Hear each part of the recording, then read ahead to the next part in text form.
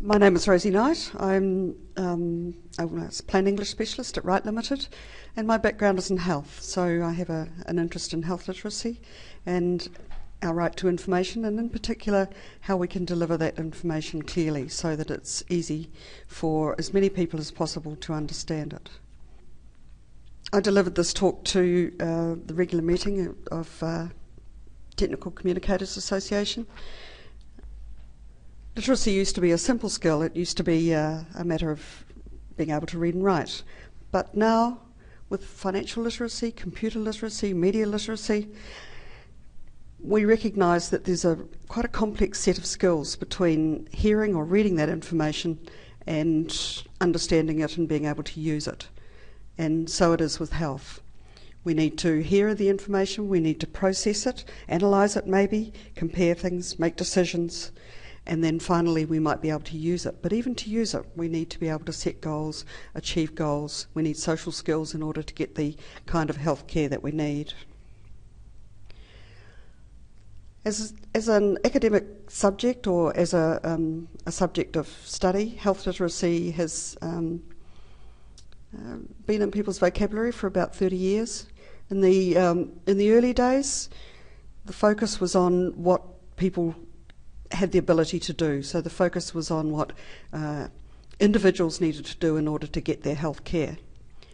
And then we realised that actually health literacy is part of an interaction. So the focus was on the capacity of individuals and providers to deliver the information in a way that people could access it.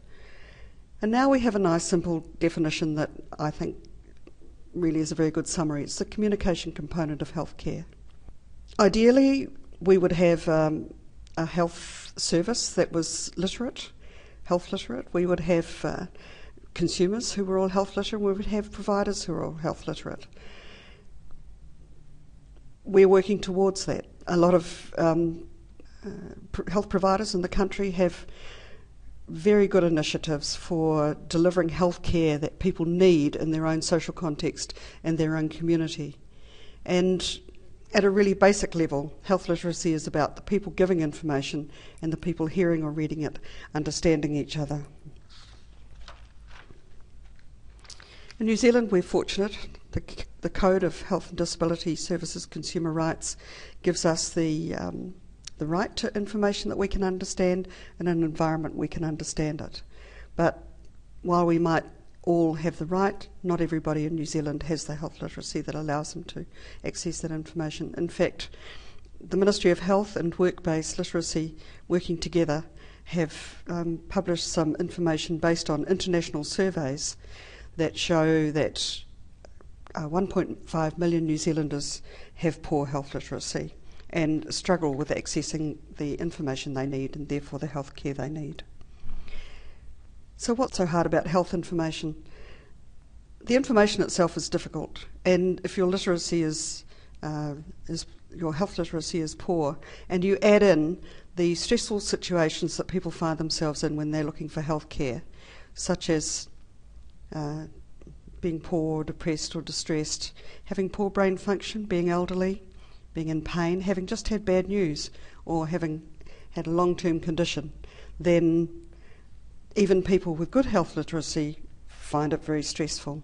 Our education, our experience and perception of health all colour the way we feel about seeking the sort of health care that we need and setting goals to manage our own health. More and more we're expected to manage our own health. And so our literacy and our health outcomes and how much the government needs to spend on each of us as we look to manage our own health is the focus of a lot of DHB planning and funding. Managing health is hard. It's personal. It's an intellectual challenge, often language that is unfamiliar to people. It's overloaded with information. If you look on the internet for information about health, it's very hard to be discerning about what's useful and what you can trust. And it has its own language, of course. But it's not all about the words. It's about knowing the questions to ask, knowing how to get the information you need, knowing where to go, knowing what to trust.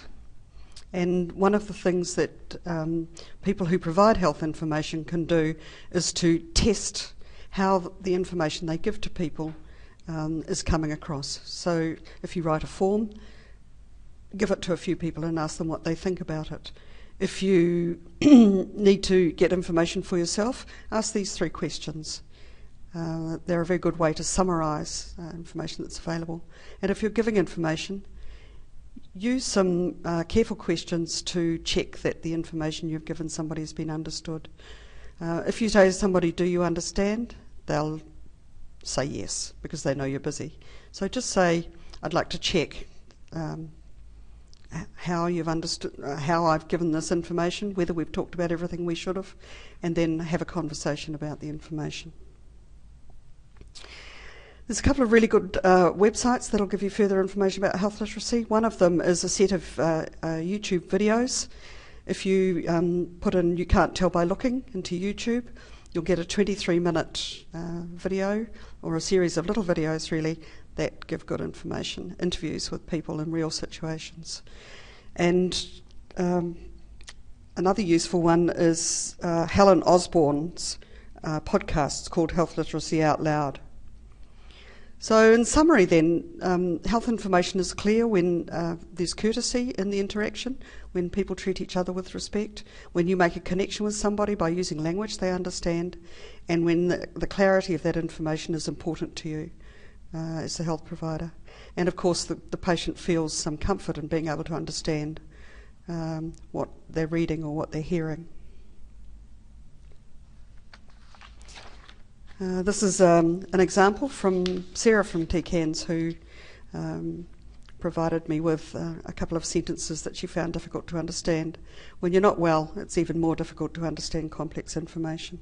Following health literacy on the internet is very interesting, because a lot of the research that we've applied in New Zealand comes from North America, but they've generously provided it, often PowerPoint slides or podcasts such as Helen Osborne's podcasts, which will give you further information and answer some of your questions.